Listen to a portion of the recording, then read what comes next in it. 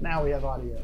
That's like our thing. I can't fix that because it's so much our thing now for me to be like, oh yeah, the audio is working, that it just like can't actually fix it properly. But anyways, welcome in everyone who has already tuned into this evening's stream. Appreciate having every single one of you here. If you are new, we are a group of friends that get together every single Monday, most of the time, and play Dungeons & Dragons. So normally we have 3 players, but Phoenix Talon is unable to be here this evening. She's a little under the weather, so hope you feel better, Phoenix.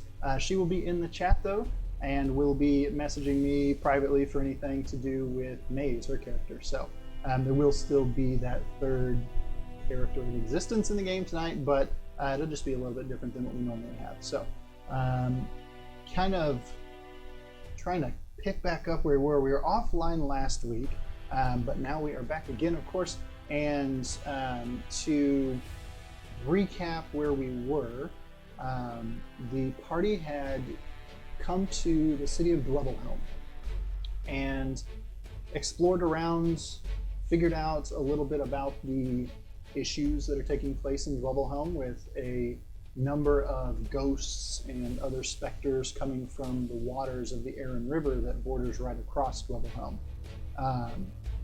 Along with that, they also spoke with the warden of the city and this kind of general region, and then went back to their lodgings, where a big issue broke out with Maze and Coral being on the roof of the lodging and trying to get a better handle of the ghostly apparitions.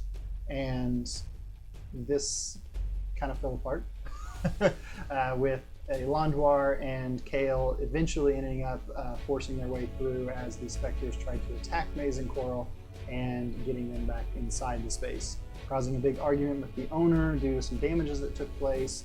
But they were alleviated of this trouble by the little, I'm just calling them hobbit, technically halflings in D&D, the halfling man Durlyle Carver.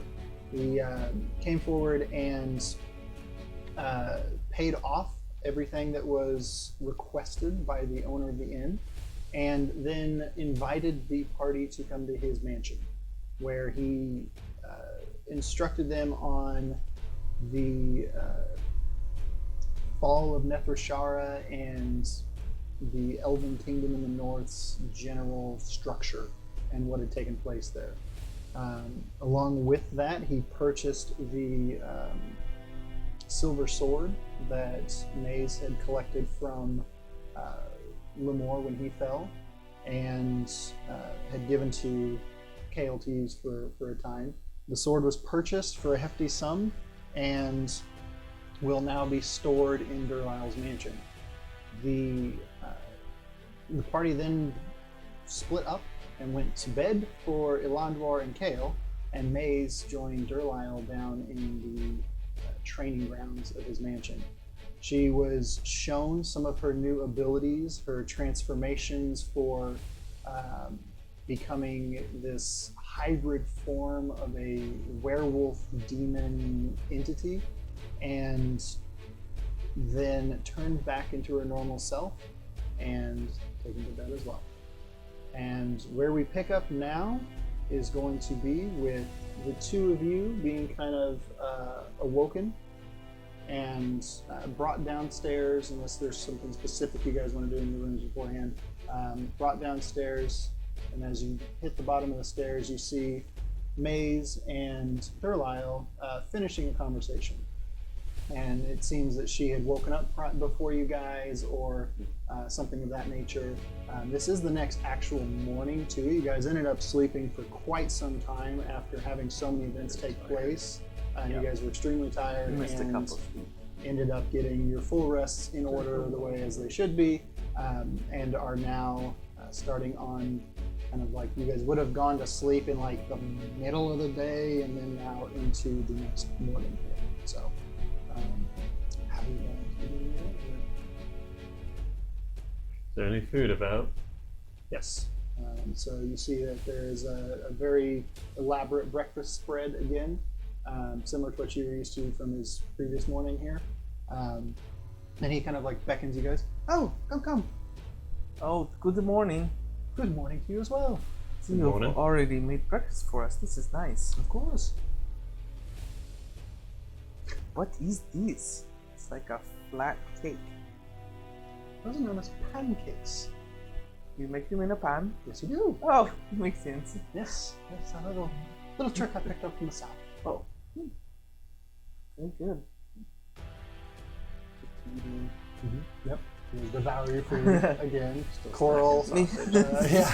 Coral takes a couple pieces of bacon, puts in her pocket. A couple pieces of sausage, puts in her pocket. Devours a handful of sausage, and then dives into some eggs.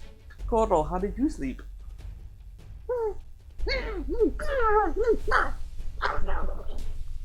don't speak tiny words.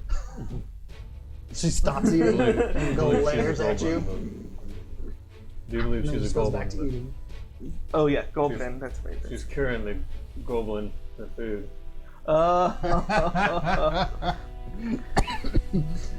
Goodness. Maze, how did you sleep? Maze kind of just like rubs her head and just kind of nods to you. She slept well, and is just ready to get going. Well, I think we were wanting to go to the north, right? I do believe that's what we agreed upon. Yes, I would recommend that you guys visit by Parkour's Yes, I was wanting to first. Yes. And then head out on your way. I wanted to just stop in and chat with him. Yes, you had mentioned that last night, so I wanted to make sure to remind you. He had a curious interaction with the spirits, so I wanted to go there and see if there's any tricks of the trade. And what Maze had kind of told you guys about that was that while her and Cora were on the roof, the windows of the building that's up there on the kind of protruding area of the cliffside, they lit up in this kind of orangish yellow light and then faded back down. And when they faded down, the specters had vanished from that area. In Durlyle, you had said that you were going to arrange a meeting? Yes, of course. I can actually take you up there myself if you like. Well, let's get done eating. Big dragon eat a lot. So. Finish what you're doing. And you guys do continue on, finish your meals, get together, and then start making your ways out with Durlyle taking a moment to leave first, and he comes back wearing kind of what would be a minuscule coat for most, but a long coat for him, of this deep blue velvet with like a white kind of frilled shirt beneath it, very well like done up with silver adornments on it, and kind of this black like filigree that you just notice when the light hits it a certain way. That's kind of like embedded into the fabrics here, with a very nice set of black leather boots and a black belt around the waist. It looks somewhat piratey, but like very nice. And then his glasses they're no longer gold rimmed; they are now silver rimmed. And as you guys step out, you notice the slight tint kind of comes over him. As the sun is reflecting off of the mountainside in the where the snow side is, that lights this area as the sun rises. All right, so I'll just follow him. Perfect. So he leads you guys along, and you have the two minotaurs again following you. The same ones, as far as you can gather, that were originally there. And they do, in general, all look identical. But you just gather from the way they carry themselves that these are probably the same two. But you can't be certain. Unless you really wanted to try to roll for discernment on it. I don't think that's too important. Yeah, I would save it. Start giving them names. Yes, but that's what I forgot. I turned to one of the Minotaurs. I'm just kidding. This is Dungeons and Dragons. You could turn and punch one of the Minotaurs if you wanted. Not recommended, though. Not about to murder. Well, you're not a high enough level to beat these minotaurs, but they're very veteran. Attempted murder. There you go. That's more like it. But you guys led back through the city. It's a bit of a procession, even though it's not a massive group. There's still a group of you. A few of you look a little out of place here. You being giant dragon, you basically to these people you're a dragon. Yourself being elvish, and a goblin hanging around on your shoulder, being led by one of the wealthiest individuals in the city and his minotaur guards, while a little white tiefling prances along behind you. So yeah, this is quite a troop. So you're getting quite a few eyes. Yeah, and the people in general aren't being like overly approaching or overly distant. They're just like, what's going on there? You know, very just kind of nosy people in the city. You guys continue on, and you're led to a space that seems almost like a wall to the city, but is built into the side of this cliffside here. And then there's a small little track with like a metal chain railing that just kind of leads up. And you guys all have to kind of go like single file basically through this area, which will surprise you in a moment. But you guys continue on up, and you come up above the city, and you're able to see out now across the entire span of the city, because you now are above all of the building structures, even the ones that lean back up higher into the mountainside on the far edge, kind of where the keep is. And you're still above that now as you come to the plateau at the top of this space and walk up to a massive wooden door. Arched door. The structure itself here is like a hut, but it's very, very big. As far as like styling, it's more of like a hut. It's got kind of a thatched roof to it, stone all the way on the side that is piled stone type, piled and mortared in. There are 4 large windows on the sides and one on either side of the door here. And above it is written on a large sign, Parthor's Promontory. And you guys approach the door. Durlyle just taps on it and it opens right up for him. He walks in. Parthor, I've brought you a few visitors that would benefit from your great knowledge, friend. And you guys hear kind of just this creaking of a chair that you're seeing in front of you that is this high-backed, like leather chair. By high-backed, I mean quite high-backed and very wide. The chair itself is about 4 feet wide, and it kind of just rotates around. And you see as it kind of turns and you're able to see past, there's this like alchemy-type station of some sorts, as far as you guys are able to tell for the best part, that has these weird glittering like fumes coming from one of the bottles. Turning around to face you guys is a very, very large, by all appearances, either red dragonborn or dragon itself. He turns around and you can see that he does in fact have wings that are on his back and but loose and kind of sliding down almost like a cape. They seem just completely pliable, and they're kind of headed over the edges here. And he turns around and kind of is up on a desk, and he's these massive arms, corded in muscle. He's wearing kind of a like leather apron, almost looks more kind of like a blacksmith type thing, except that it doesn't have any of the soot or scarring that generally a blacksmith's apron would. He turns around to face you guys, and you can actually, as you guys, did you come kind of all the way in with Durlyle? Yeah. You guys can actually kind of almost feel a little bit of heat kind of emanate from him as he starts to talk. And it's a voice that you, Kale, recognize, but will be different from the way you've heard it before.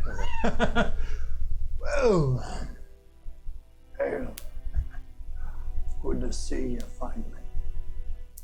And the rest of you, Durlyle, you've brought quite a troop this time. He smiles, and it's this very kind of like menacing smile because it's rows of teeth. Like his snout is more pronounced than Kale's is. very much looking like a dragon. He also has horns, which you've noticed that Kale does not. And again, the wings are a discerning factor here as well. And he is just large overall. His muscles on his arms are massive, but his body is kind of more, it would appear fat in essence. But it's just kind of bulbous, but you get the feeling based on the rest of his structure that he's quite strong physically. But he turns around and just leans forward. Well, you said they wanted to learn from me. What do you want to know? Do I know you? No, Kale, no. But one that travels with you does. I built his forge. You had questions for him. I do. I have. Well, you're another dragon? There's so many dragons. I never knew. Yes. And he stands up and like creaks the chair as he does so. And he's on a little bit of a raised platform here, but appears to be probably about 9 feet tall. He's taller than the Minotaurs here. And he stretches. I am Parker's father. He leans forward, and as he stretched, his wings kind of stretched as well, and then kind of fell back to that loose cloak-like appearance. Okay. Well, it's nice to meet you, Hartor. He sits back down in the chair with a big kind of. I have a couple of questions about the city to the north. Well, what is left of the city? Sad tale that is. Friend here be the one to really ask about it, though. Elias from there. Delisle, yeah, he's filled in for a lot of things. But May's here. She saw what happened last night or 2 nights ago, I guess, with all the spirits that came around your house.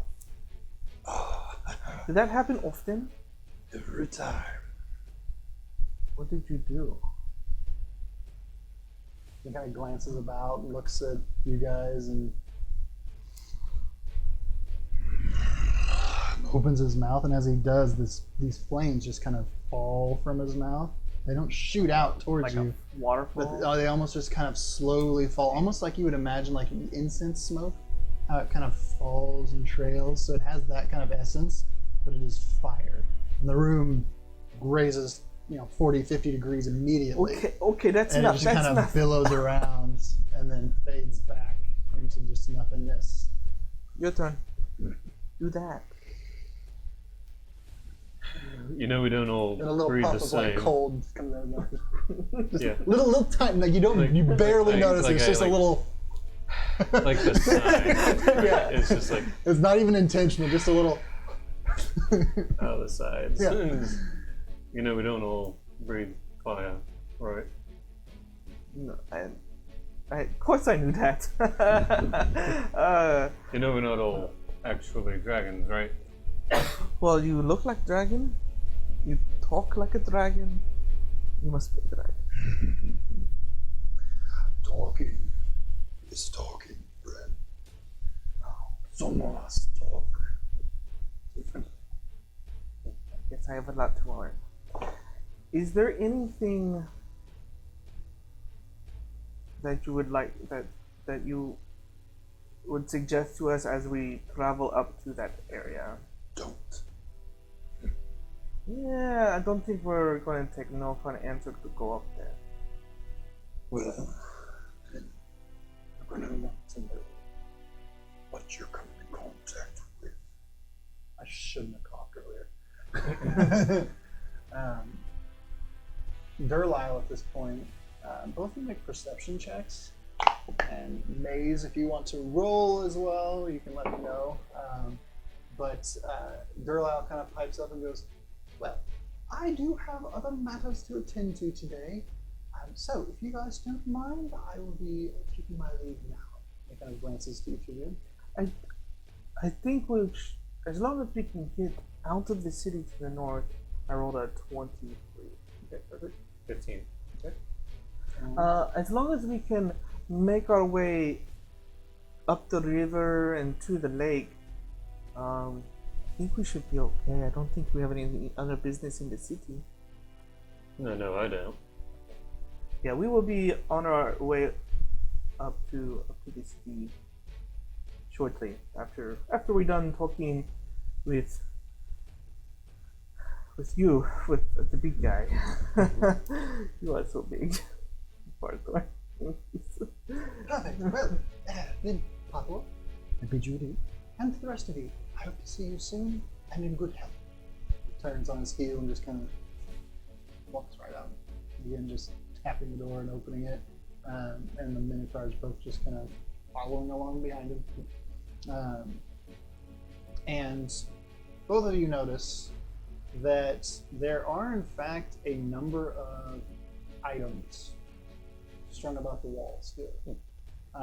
There are a multitude of shelves that hold various vials of liquids and strange small little knickknacks. And then there are hooks set into the wall at various locations and tables that have weaponry on them.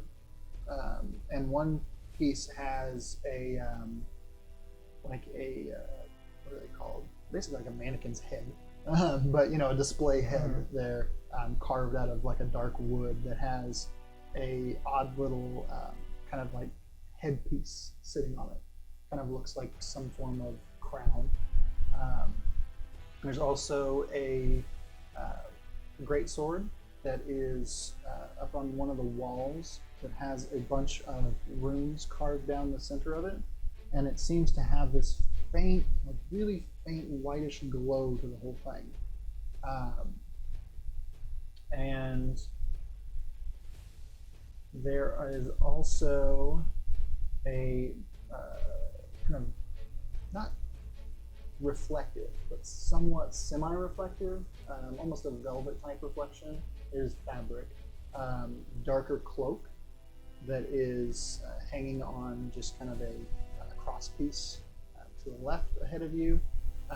And then you notice specifically, and at this point you've stopped noticing anything else, a black, specifically orcish, that you know this very firmly, recurve bow that is just sitting there off to the side, kind of displayed about on like a special little stand for it on one of the tables.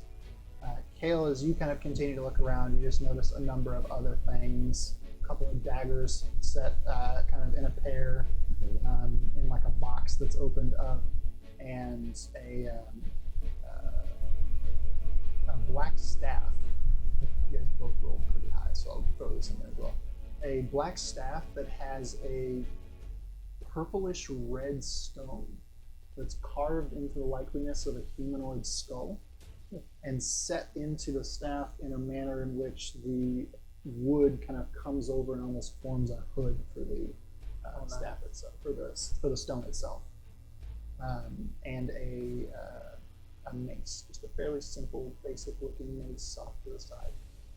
So, Parthor, looks like you've got a lot of the evil things in here. A lot of things, yes. Safekeeping, like our friend. No. These are for sale. And he smiles that big, kind of vicious grin again. These are for sale. I make these things. And I take things that people bring to me and I make them better. How did you come to know Durla? People of those types. Always want to know my types. You said you wanted to make things better. That I do. That I. For the third time in like 3 days. Get out the sword, set it down, unwrap. What do you think you can make from this? And he looks across it. As he does, you notice his head is like 2.5 times the size of your own, just as he kind of leans in right up beside you to scope out the top of the blade. Well, if the enchantment here had been stronger, not broken the blade, this would be cool stuff. Yes, good indeed.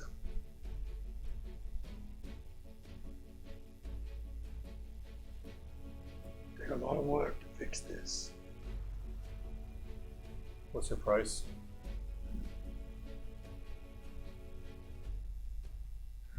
While you're doing that, I'm going over to that bow.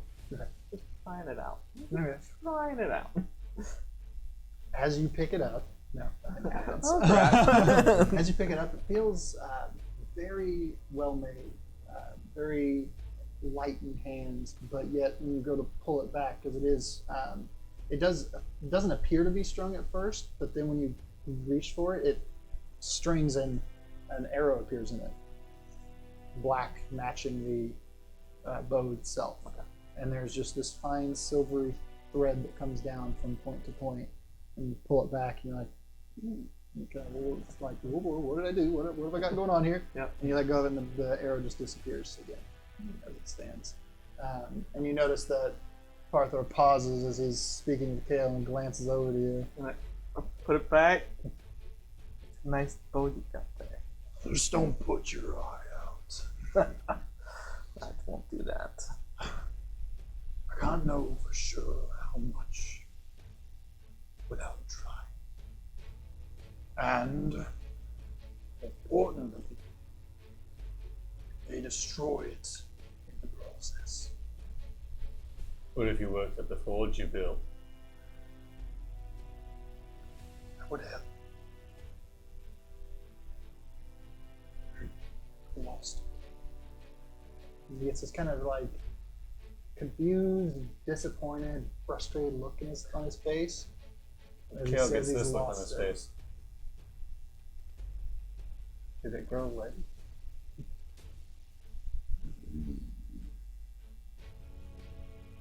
No. Is it something that we can get back? You see, the commission of that forge rides along with you. The only one who knows where it goes. The doors aren't open. And we shut those doors a long time ago. Looks like I'll be having a talk with my friend. Would be very helpful. So if I can help you find this forge, do you think you could make something of that? I can make something of anything with that forge. Well then, how about we call that a deal? You find it. I'll fix this for you. Puts out his hand, reaching side yours. He just fully envelops your both hands as you reach him forward. Coral. Need to help. Anyway, She's just riding on top. when there's daggers over there. Perfect. And as you guys are having this conversation and you're testing out the bow, Maze goes over and picks up the mace that was laying on the table. The mace that looked fairly nondescript. But you've noticed she doesn't really have any weapons. She has a knife. That's all she's really got. And then whatever abilities you guys are still mildly unfamiliar with. She picks it up, and the moment her hands touch it, it changes. And you both have kind of like what's going on here? And you turn over and you see this transformation take place where she touches it and it turns all this kind of like whitish color.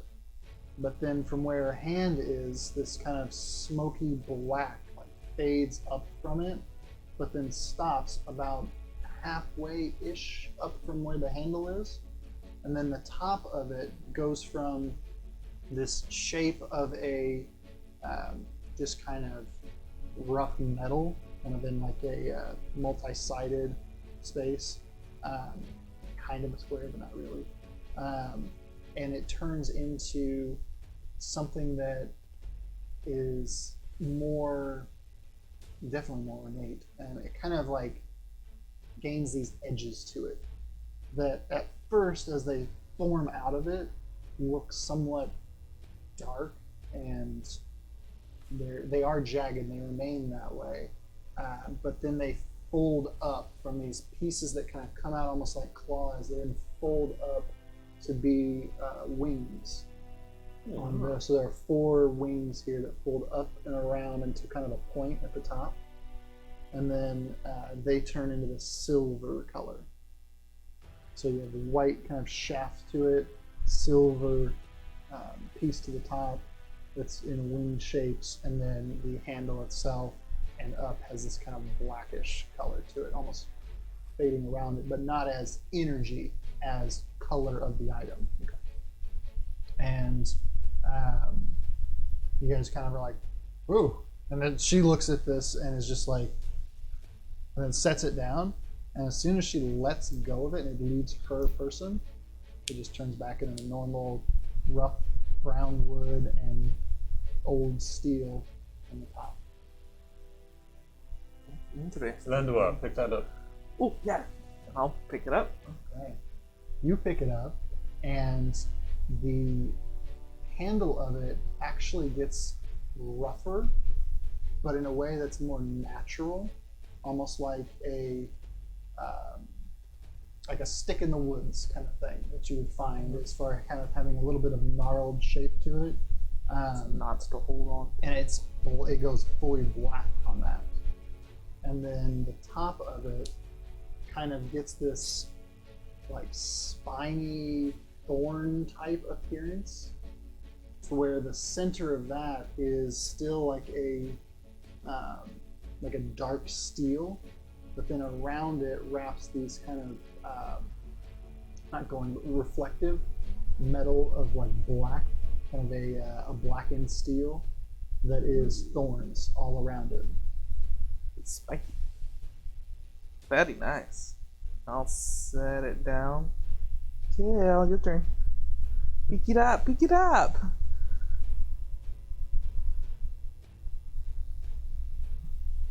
No. When Kale picks it up, it grows because he's larger than the other 2 of you. The other 2 of you are similar in make and build, but Kale picks it up and it turns into this kind of obnoxiously ornate looking thing. But not in the sense of white and gilded, of like useless, but in the sense of like well above any stature that you feel that you are, that any of you feel that you are. Very kingly in appearance. It turns fully silver across the top of it in the portion where it kind of comes together. And then off of that, there is these gold lines that come up, and then a kind of whitish metal of like these sharp, almost knife blade type things, very much like Sauron's mace, but in a positive way. Yeah. So like whites and silvers and gold, and then there's like this kind of gold filigree that wraps around the silver of the handle as well. In the center point of it appears a large diamond. Wow. I mean, it's kind of cheating. Make a perception roll, whatever thing. 18. You actually look into the diamond, and it looks like it's snowing inside of it. I kind of chuckle like, well, it is kind of cheating.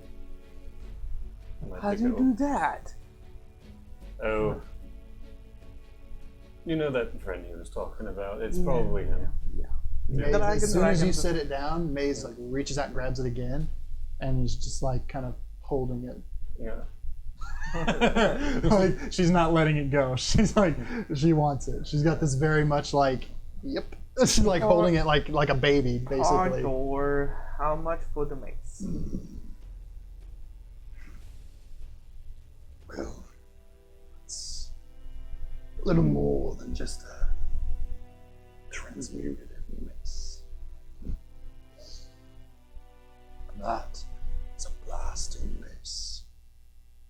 Which is a simple looking metal mace that transforms to fit the style and persona of the one wielding it. These are words that I just can't form in a voice. 3 times per day, the wielder can say the command word, which causes an additional d6 damage. The damage type is based on the wielder, along with causing the target to make a DC 13 strength save. On a failed save, the target is pushed back 10 feet and knocked prone. On a successful save, the target is pushed back 5 feet. But not prone. But not prone. Just like like if they save, they still get hit by it, and it still goes, and will send like slide them back basically. Yeah. So yeah, they still That's it. very nice mace. So he, in his own way, explains that, and then asks to have Maze swing it just kind of through the air, and as she does, it does this. There's kind of just like this force of energy that comes off of it. That's very nice. It's quite nice, but how much? Yeah, that looks expensive. Probably this bow is a lot cheaper. Let's get that instead. Oh, I how know much? people are pulling on, the bow too. I mean, it's a nice bow. I like bows. I am a collector. I have one. I need 2. I mean, I do think I am doing you a pretty good favor. It seems like I'm the only one that can do the favor for you, really. Make a persuasion roll. Just, I have a response regardless, because I want to see what you do. Persuasion? Yeah. Surprisingly good. 15. I like how it's 15. Yeah. Like 1, 1, I was 1, like, 1, 1, 15. Add the one. Add the one. 15. Well, I was already thinking these things would be helpful, but I can't let them go for free. Understandable. Now, mind you, these are normally worth significantly more. That one is particular. He points to the mace and he says that.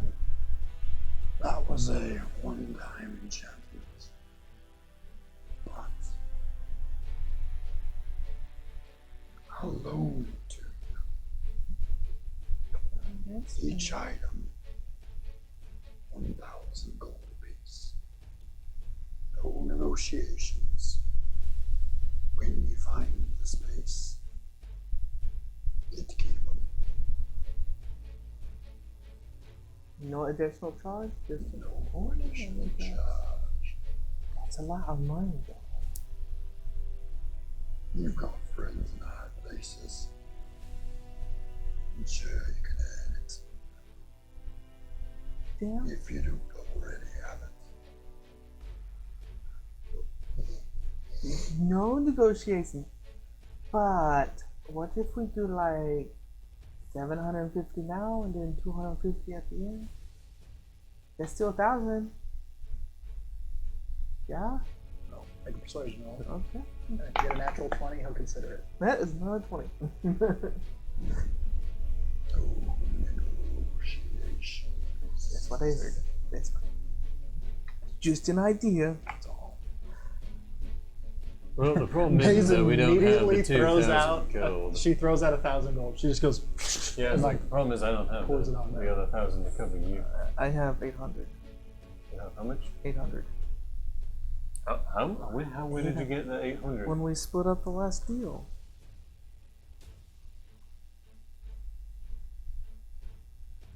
You only got 800? Man, how much did you buy that thing for? No, I got like Nice thing. not much. Yeah, I yeah. think I got like I 5. He got 8, and then Nace got the majority because it was kind of. Okay, yes. Yeah. That's right. It was 25 100. The total is 2,500. So you have 800. I got 800 gold, and then if I need to borrow 200 from someone. So you. Refrain. Fires. Very well. And he points at just this like dummy.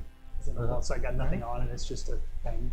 I'll walk over to it, pick it up, look at it one more time, see if I can see the thread, and just kind of do the thing. And as you do, the arrow appears in your hand. You pull it back. I let it go. It makes this loud whistling sound. As soon as it hits the thing, it goes, and it sounds like thunder, and disintegrates the wooden dummy. I think it's worth it, don't you? I think so too. I was going to get it anyways, but now it's even better. Look at it, do that. And then I find another dummy and do it again. Hey, no. Oh, sorry. I don't have an unlimited supply of those. And just That reach in. bow is known as Here's- Wurstaba. Here's 200. Just keep it. Which you know, I'll order you 200. You won't owe me anything. Just keep my neck alive. you know that Wustavast, as he names the bow, is Orcish for whistle blast. Orcs being very literal in their construction. Wustavast is whistle blast. I do speak Orc. Make a history check, please. 16. You've heard that name before. Like, you've obviously heard the words before as just things, but you've heard that specific name of this specific weapon before. You can't quite place where, but you know there was something big about it. So you constructed a forge for Koro. I did. And you have all With these fire. weapons that you created yourself. Some I've created, some I've brewed, some I've found. And how long have you been back?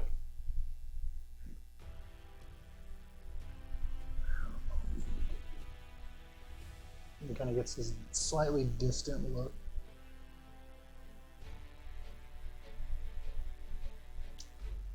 Been here since before the fall. He kind of points to the north and he says the fall. That's at least 1,000 years there.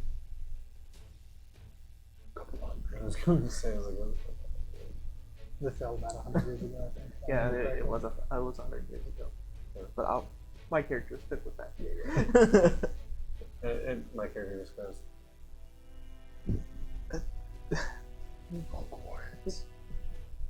so I guess we'll take the bow, take the mace, and in return we'll help you find this forge. But first we do have to deal with the fallen city. You'll understand. If I'm not mistaken, they're somewhere close together. That's like 3 things we need to go up there. Right, that's where we're going. Okay. Oh, and That makes sense, I guess. Yeah. I don't know if I want to exactly say this, but I hope you and my friend are also friends, or else I may or may not be able to control the consequences of the deal. We're allies. Close enough for me. And I'll just leave. Yeah, you can feel him just continually looking at you. Like, you just sense that he's still watching you as you go out. Not necessarily in like a malicious way or anything. He's just very intent on you. And as you get out the door, He you might be shut it. like if Koro's good, and hold on, I've got a note here. He's assessing the pantheon. And the Guthok? yeah, and Guthok I got there just as as you said. Oh yeah. And Guthok is evil. He might be just neutral. He just sells weapons to everyone. Maybe he does. And as you get out, you shut the door behind, like the door just shuts behind you as you go through it. The other two still kind of gathering their stuff and dealing with the situation. You step out and you hear in your mind, I'll always be able to reach you. And if you focus, you can reach me too. Don't forget it. Let me know when you found that forge. Think real hard.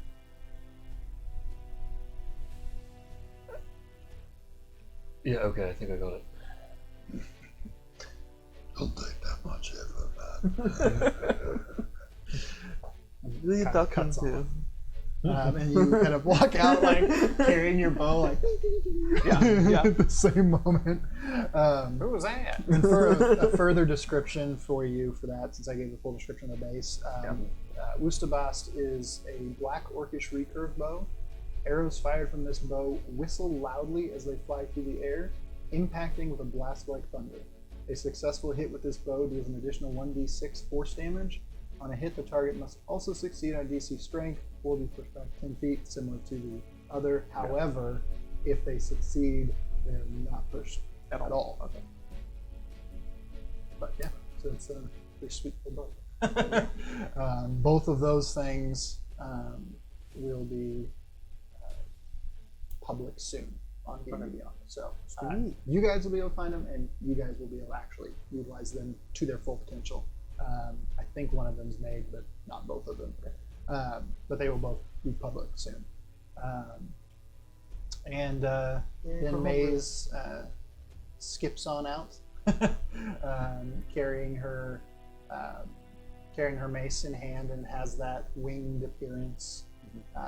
And as she kind of tries to adjust it to her belt, with like, it looks like it has kind of a strap, like hook type situation going on. The bottom of it has a kind of loop of like black leather, and she's got this little hook that appears maybe Parthor gave it to her or something, and she kind of just hooks it onto that her side, and it remains in that same manner as way it looked, taking on the desired form of its new owner.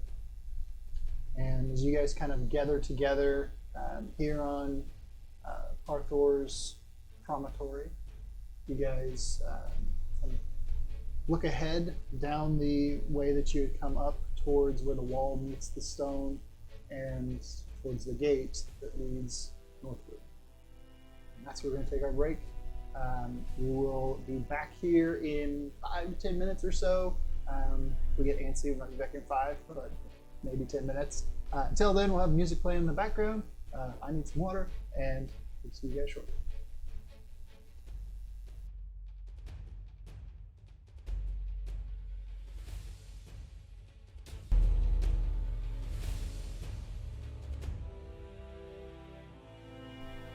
As always, And audio. And also the audio. And speaking of audio, so I'm gonna use the background music back down a little bit there. Get it all in order. And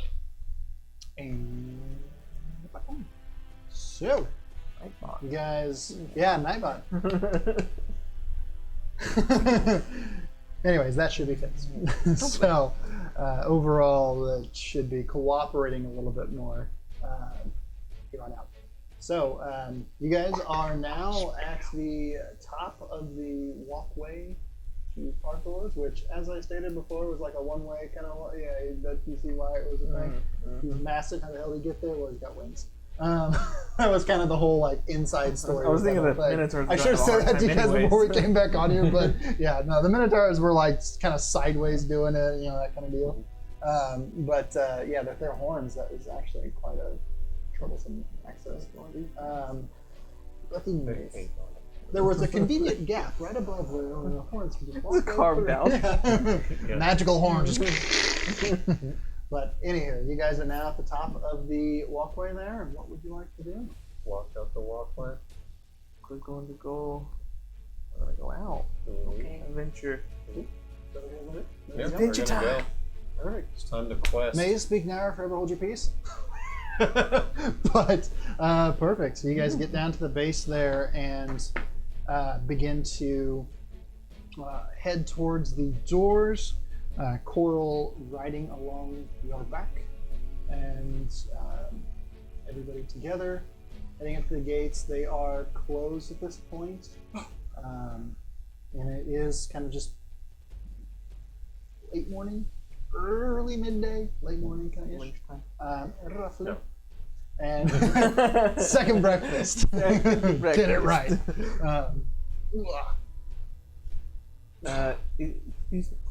Can we pass through here, please? Yeah, so there are guards, and they're just kind of like as lazy as a militaristic style society is. They're not really lazy, but they're their version of But lazy, they're and they kind of dwarves. kind of like slightly slumped on their spears or whatever. And they like really rigid up, and you can notice a slight change. Surprised that anybody's approaching these gates. The one, they're both similar in age, but the one on the left kind of types up, what, you want to lead for the northern road? Yes, we have some ill-featured business. Nah, he kind of looks at you and then back to you and then at Maze. We've been informed. Are you sure this is what you want to take on here? That's only like the 18th person who said that. Yeah. The only reason I ask is because we've sent men this way, and dwarves. We've sent many people through here that's not come back. Well, at Very least you only have to few open the gate returns. once for us then, huh? Well, if you insist. Best of luck to you and Godspeed. And kind of like, go ahead. Another group of skeletons. He actually looks legitimately upset and concerned with the concept of sending more people to their death, in his opinion. Wow. But the gates do slightly open, and as they do, both of them kind of spears through, and light does come through it. It's not as much light as you see in the main space. The main space is daytime. Out there is dusk. And then after the doors are shut, you imagine that you are under a mountain again. And you step through, and the doors are in fact shut behind you. Is it pitch black? It is in this specific area. There are two torches that light the area out to about. They're the large kind of like not really torches. They're more of like big Like braziers, not braziers, but they are kind of both on the sides of the doors in a brazier style, kind of a combo weirdness of fire breasts on the side of this wall. You imagine a flame atronach. Oh yeah. So that's pretty much what's going on here. Yeah. On either side of these giant doors that lead to the northern passage. However, outside of roughly 30, 60 feet-ish, it is black. This seems to be the, oh shit, something's here kind of light, as opposed to the, we're going to light the way. Yeah, it is definitely dark afterwards. So you'll need torches, night vision, dark vision, things like that to rely to see. I've got the dark vision. I'll take the lead. Yes. Sounds like a good idea. I grab a torch out of my pack. Perfect. And you light your torch in the center. Maze kind of takes the back, as she also has dark vision. Night vision. What is this? Where am I? Yeah. So you guys travel along. You're leading, so I'll have you do survival to start with. Survival, and this is favored terrain. Okay. It's a 20. I have a 14 plus 6. Yeah, no. Okay. I'm like partially reading what you got going on. Maze is doing as well, but also trying to listen to you, and I got kind of caught in between there for a second. Yeah, okay. Either 20 or 21. Yeah.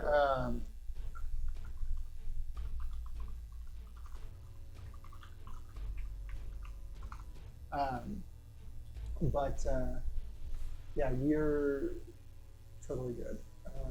You're able to kind of navigate this area, and you feel that you're staying on the most well-traveled previously kind of path. It's been a while. It's not. Yeah, there are a lot of side passages here in this area that lead various directions. Some of them look like they were burrowed through. Others look like they were collapses, and some look like they were original like side roads, like legitimate side roads that lead to other places. However, if you're with your goal of heading northward toward Nethershara, you are confident that you're keeping onto the main road here. And you head forward for a good solid hour, maybe two, into what looks pretty much the same all the way throughout. It's very dark.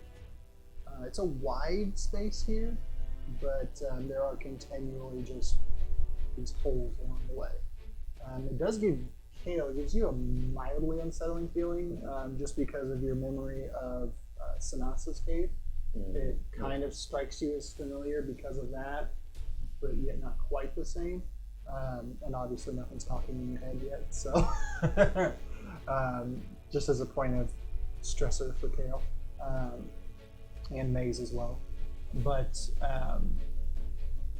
there are an increasing number of kind of like, not kind of specifically and exactly, stalagmites and stalactites in the area, and you start to hear kind of like the dripping of water. And you come down to what is a bridge. However, this bridge is broken, and it does span a gap of about 20 feet. And you can hear kind of water flowing below, and as you look over, you see that there is water flowing below. It's a I'm going to make you roll for it. It seemed like a thing, but I won't. It's roughly 30 feet down to where the water is. And it does seem like on this side, it kind of like slopes down. And like on the sides, almost like it naturally sloped down and the whole road itself was built through, and then the bridge was built right where the water started, kind of thing. But on the other side, there is only a hole in the wall where the road continues through, but then the rest of it is fairly sheer with a couple of like little pockets in it, basically. How far can you jump? 20 feet's a long way. That's a long ways down. Don't think I can jump that far. I did it so I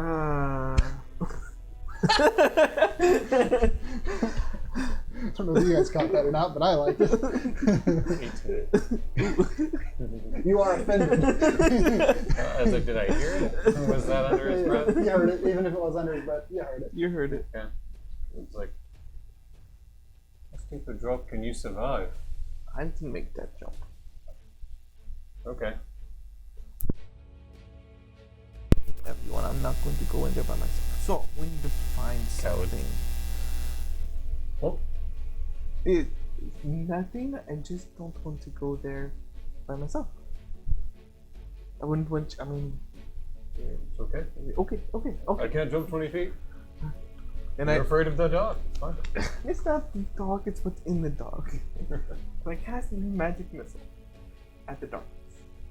If you have it, you can. Yes. No, I don't. No, that's a reference. Okay, we need to find something. Do you have a rope or something? Actually, as a matter of fact, I think I do. Ooh, that would be very nice. We could fashion a bridge. Yep, 50 feet of hempen rope. Okay. It's not going to be enough for the bridge. But we can make that. Well, we can like go across. Yeah. Final cross. Yeah. Yeah, we could do that. Alright, So Mr. Jumpy Boy. Let's jump. I guess I'm gonna have to roll for the acrobatics. Jump.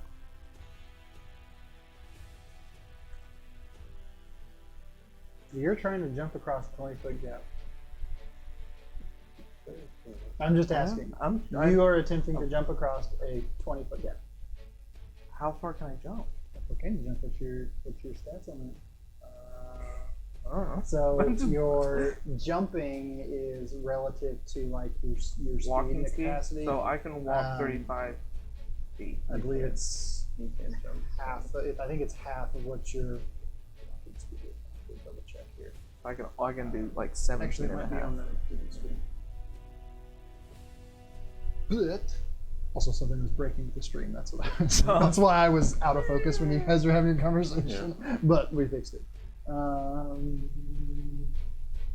Long jump. So it's not relative to your walking distance. So you move 10 feet. That's where it's relevant. So you have to have at least 10 feet of movement, or the ability to do so. And then you jump a number of feet up to your strength score. So what's your overall strength? Strength is that's a 10. Who's fat now? I can't. I can jump 16.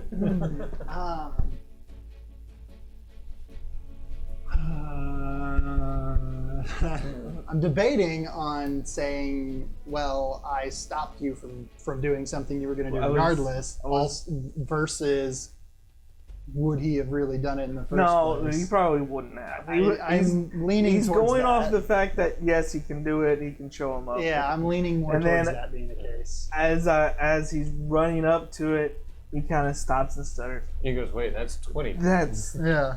a long way. Roll a d6 for me. Roll a d6. 1. What? A 1? Oh, fuck. I literally said in my head, if it's a 1, we have problems. So you start to make your run. Uh-huh. Do you have the rope on you? Yes. Okay. You start to make your run, and you've got the other end of it.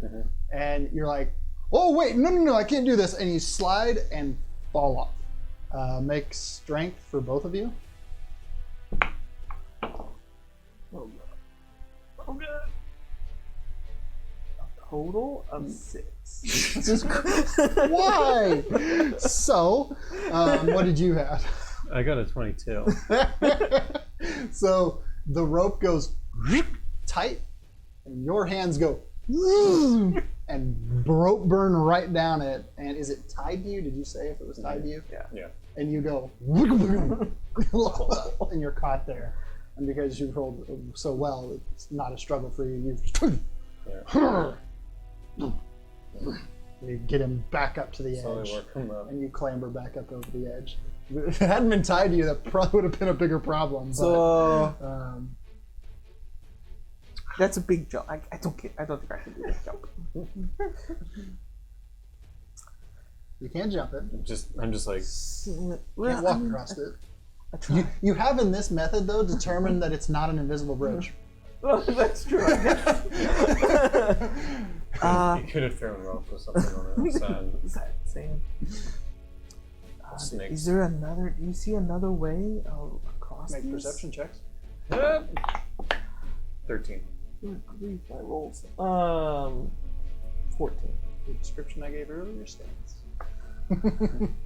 That one is in the dog pile. I've been rolling terrible. No, I don't know. No, nothing. Maze, coral, anything? Nothing? Unless we were to, Can we maybe throw the rope? There's nothing on the other Now, side to quick latch question. onto it. Let's say that I wanted to use a 20-foot long by 5-foot wide board as a weapon. I thought you were going to go another route, and I was like, yes, he's got it. But then you said that. No. Right, Do you have anything? No, we don't another have quick description. Yeah, one more description. So, as what you have here is you've gone through kind of almost a forest of like stalagmites and stalactites. And then on the sides of the road, they've started kind of angling down to where this water rushes across about 30 feet down from where the edge is. And then 20 feet across, there is a opening where the road continues through, and there used to be a bridge across the two, and the walls are just fairly sheer. Like, it's probably possible. It'd be difficult to scale them. No. Probably possible, but yeah. Not with my roll. And then jumping is. We've already tried that. Not feasible. I mean, is there any way like we can make a bridge out of wood? I mean, wood. I don't For just carry fire? planks of wood around. Got wood. Not wood. What about any of the stuff in the cave? Like any of the stalagmites? You think we can make something out of that? Possibility that we could use that, yeah. So you'd have to like knock them down and then make them fall across. How much? Those are probably very heavy. Well, it's about 30 feet down too. I don't know how we're supposed to. Just like Coral's like leaning up against one and just like chewing on the piece of sausage that she had kept from breakfast and looks up. It's just an act. I don't know. Coral, what if we throw you?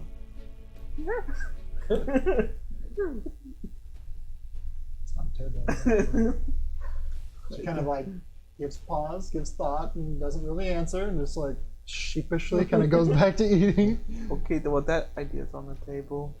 I don't think that idea is. That's a hefty Does throw. one have?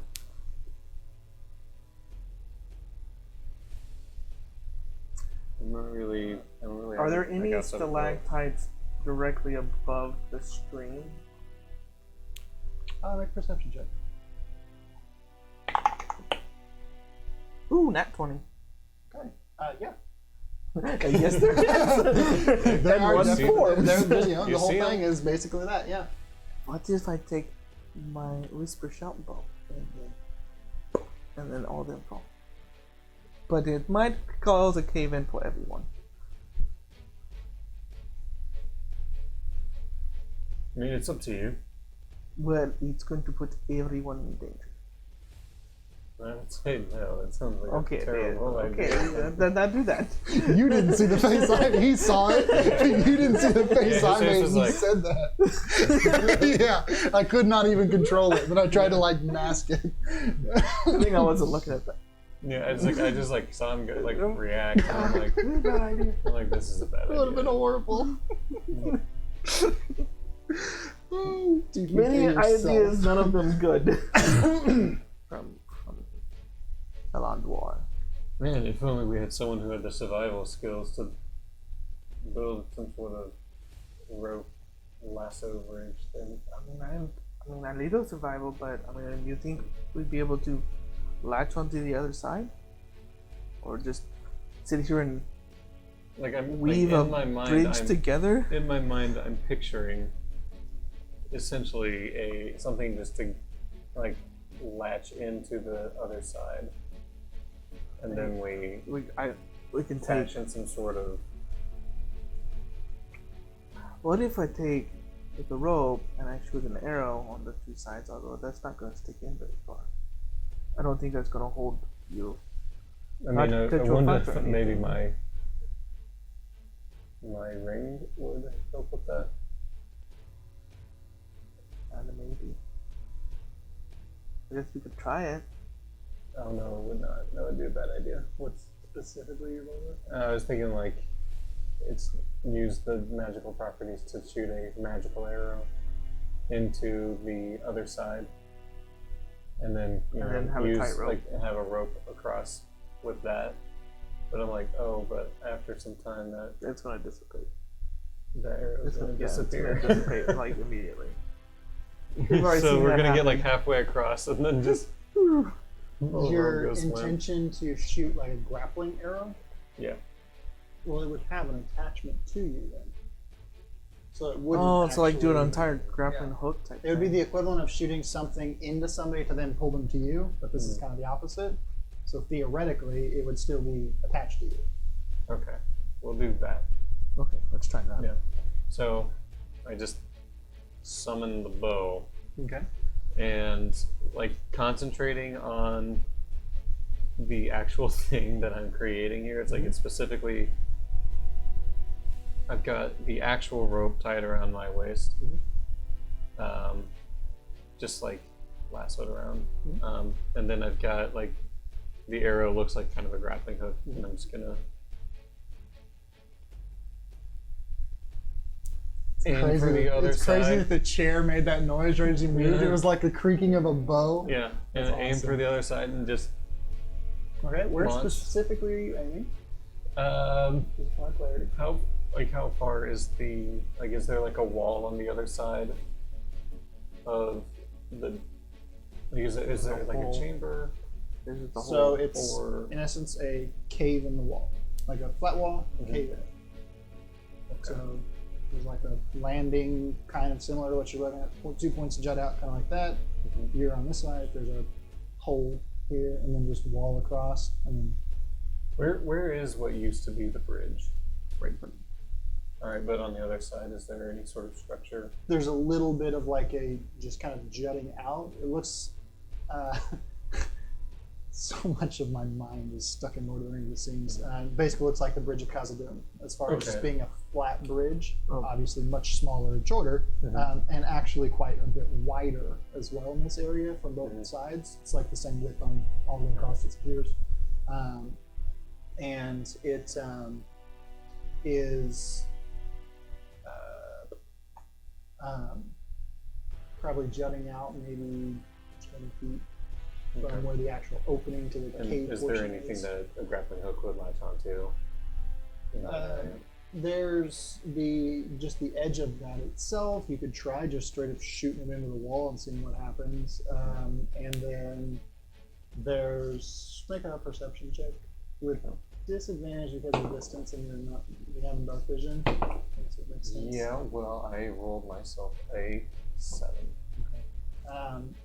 Pretty much all you're really seeing is just this kind of the structure I've described a little bit there. There's of course still the stalagmites above, and they're kind of all the way across here. Ceiling itself is probably. How about a stalagmite that's kind of close to the edge? Yeah. Like the other, like where I judge, like, oh, if it's 20 feet across, it's about 17 feet. So actually, no. Dude. Is there one above the other landing? Or is Just it swing just into it. that way? If all we do is swing Exactly. to it and then just stop, then you can actually get there. Yeah, So yeah. you want to swing 4 or 3 feet. Yeah. You could aim to do that. Sure. Yeah, I'm gonna You do, definitely like- attempt it. Like the ceiling of the cave on the other side. That's what I'm aiming at. Okay. Yeah. So roll an attack roll basically. It's a really low DC, but The wall. just in case Can something you hit the totally goes broadside of a screwy. wall? And it's just normal. So that plus the bow, which is just your plus one bow. Yeah. So 12. Well, yeah. So you were aiming for like up above, right? Yeah. So yeah, you hit into it, and it just sticks in. What's your strength overall? 16. Yeah. Okay. So it's stuck in. You kind of pull on it. It seems fairly taut. Good.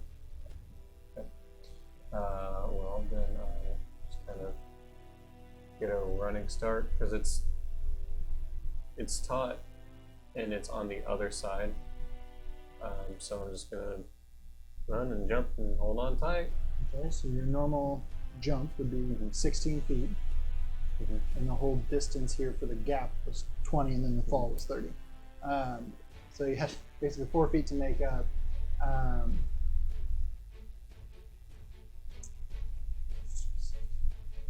Trying to determine something here. Okay. Yeah. So you make it across. Okay. Did you have Cora with you? You can retroactively say you did or didn't. I don't know. I didn't. Because she hadn't actually specifically joined up with you on her own volition, but she's kind of jointly controlled. So, Yeah. Okay. So yeah, you made it across. Cool.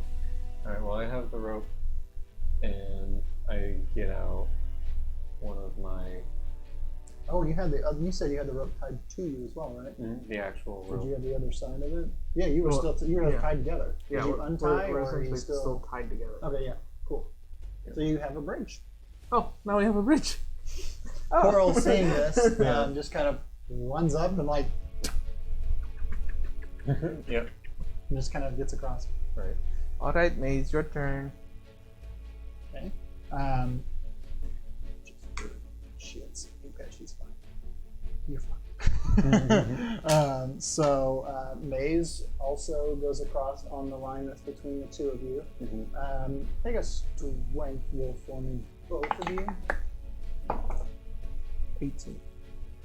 19. Okay, you're fine. And now your method. Okay, so now I'm gonna have to do like a running jump and then you catch me. And I can't make that jump. No, but I grab one of my only last non-magical dagger. Did you lose the other two, or was it just the two that Coral stole? Into the coral stole. You I have you have those one. back. The other two you have back because she got Zakai's blades. Yep. So Oh, she yeah. she So gave you you just those give back. them So you do have more. Just so you're aware, you have like a boot knife and then two like in the back. Yep. Oh yeah, I do. Yeah. Well, I'm going to basically take one of them, tie the rope around it, and then basically get a decent ways back. I'm actually gonna take them both, tie the rope around both of them, decent, like kind of make a triangle out of the whole thing, between me and the two things. And I'm going to use my ring basically to make a hammer to just beat Okay, them so you're- into the stone. Hammering them in, yep. So I'm anchoring myself down. And I'm like, okay. What? Hey, here we go. Okay, so you just steadied yourself and you're still Yeah, jumping and I'm across. still So gonna be the jumping. original basic plan didn't change, just much the better. strength that it did. Yes. Yeah. Okay, It's 19. 19. Yes. Okay, perfect. So not perfect in the sense of you made it, No, but perfect in the not sense of what is your overall score there again for your For a jump? normal, it would be Yeah. 10. 10? Okay. So you make it about halfway. You feel quite confident in this jump into the air. And you are very steady in where you're standing. You get about halfway up, kind of to the peak of your jump, and then just start falling. And the rope does, in fact, go tight. And you swing into the side of the wall. I don't know what the thing is here for determining basically fall damage. I'm not seeing it on the DM screen, which kind of surprises me, whether that I just don't know where it is or that it's not It's like there. 1d6 per 10 feet. Or But I was thinking it was that. And so we'll just make life easy and say that it'll be 2 overall, because that's kind of split in the middle of what it really might be versus Yeah. just being easy. on you. 1d6 So- for every 10 feet. Okay, yeah. And it basically was a 20-foot fall because you had 20 feet of rope. So you take 9 points of bludgeoning damage as you into the side. And I just And then start getting hauling them up. against the side there. 'Cause it's like me After a and couple Maze feet and of just Coral being are like just- yanked up, you kind of like grab the rope and kind of start rappelling along with it as it's pulled up. Yeah. And you do then get to the top and like a little bit of blood trickles from the side of your forehead. That is a long way. I can make that jump. Oh, who's a fat man now? Oh. And then just like pick up the daggers and wind the rope back up. Thanks, Carrot Bat. And Maze walks up to you and it's just like puts her hand on your face. For a split second it scares you and she's like, got you, no Landar. And No, that. you feel a little bit of a wash of healing come over you, which I'll tell you the number in a second. That was what Mace said she was doing. So, Okay. you guys have made it across Yay. Mysterious Bridge with one of the expected 2 methods, even. Actually, 3. There were 3 variants that I had in mind. 3.5. We just slowly climb down. Yeah. Well, there's also that, but that I wasn't really including that. I was thinking creatively on this. Yeah. two things that could have been done are basically the same thing, just by different people. And then this was one, and also the same thing, but throwing a grappling hook from the ring, because a grappling hook could be used as a weapon quite easily and quite clearly. So it was one of those two things, either the bow or the grappling hook are the two that I kind of expected to end up happening.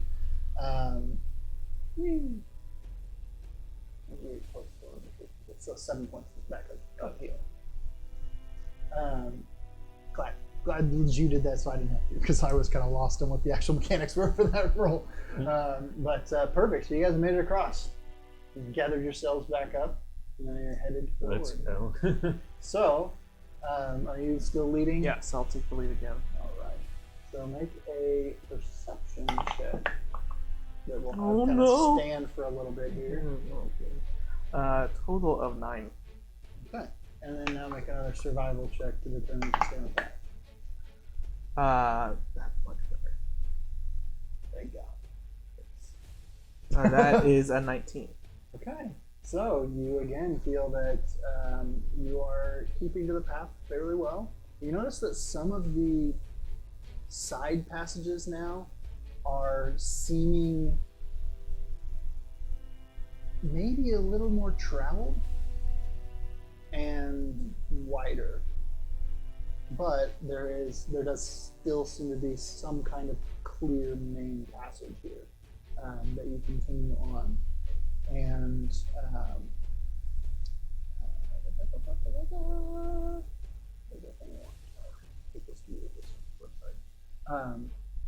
you guys continue on for probably another hour or so, getting this general feeling that this is probably a more occupied area.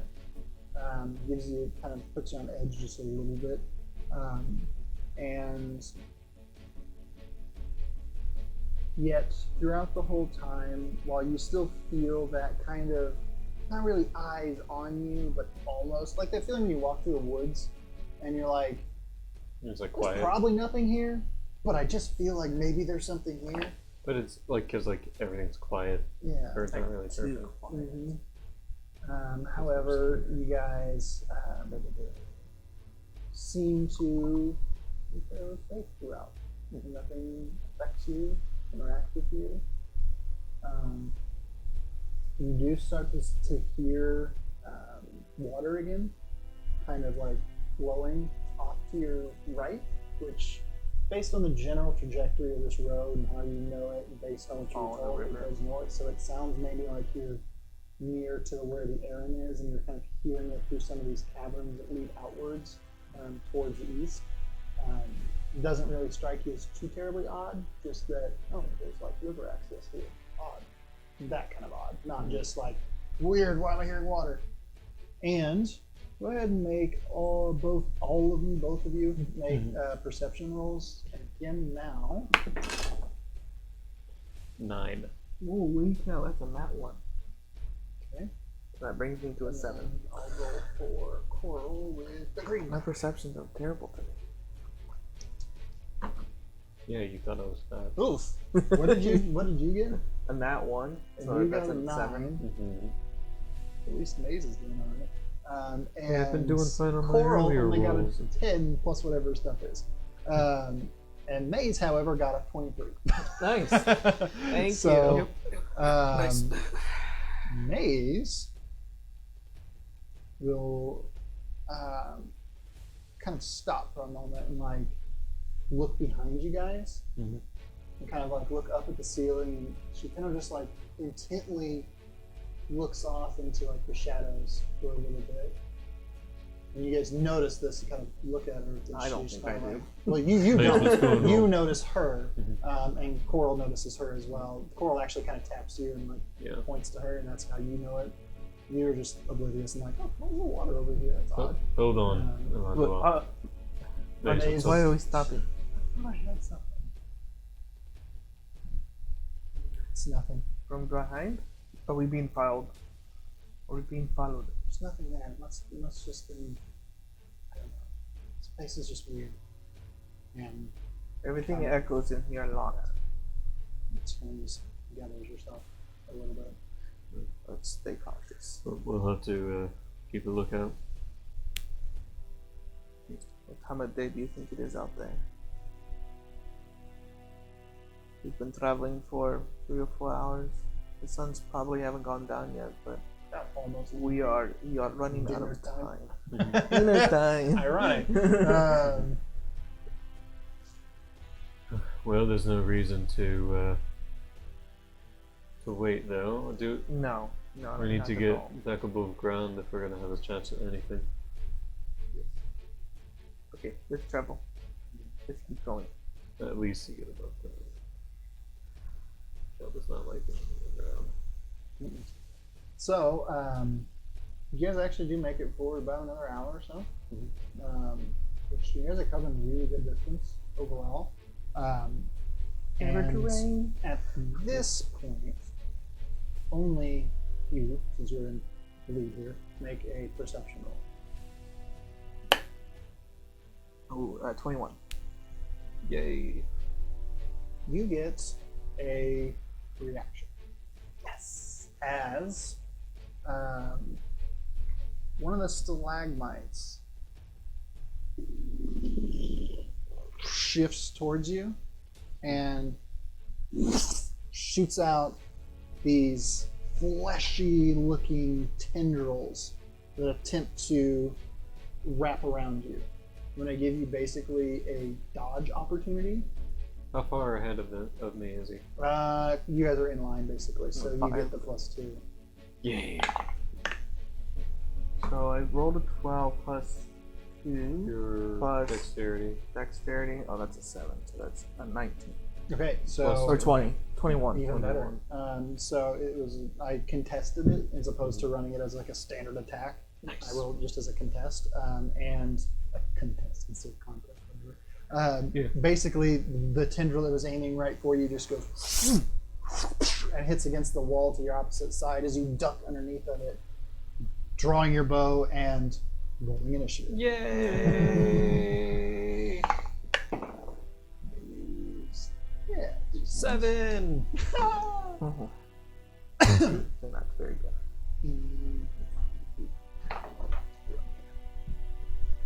Got too many things on the screen that I actually have to keep up there this time, so I have to write it down on paper.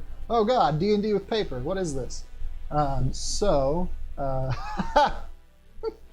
with your modifier. Oh God.